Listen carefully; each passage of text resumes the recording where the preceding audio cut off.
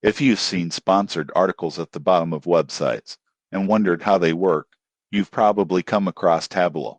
Most people get this wrong by thinking it's just an ad network, but the surprising truth is that Taboola is a powerful content discovery platform for marketers, publishers, and advertisers alike. Taboola serves personalized content recommendations to users based on their interests, helping publishers drive traffic and advertisers get conversions. You won't believe what happens next. Millions of websites use Taboola to monetize content and suggest articles, videos, or products to keep readers engaged. For publishers, Taboola is easy to integrate. Once installed, it automatically starts recommending content to your audience. You can track performance with analytics to see which headlines, images, and placements work best. The upside is monetization and engagement. Taboola can generate revenue for blogs, news sites, and online publishers while keeping readers on your page longer. For advertisers, it allows precise targeting across thousands of partner sites. The downside, Taboola often gets criticized for clickbait-style recommendations,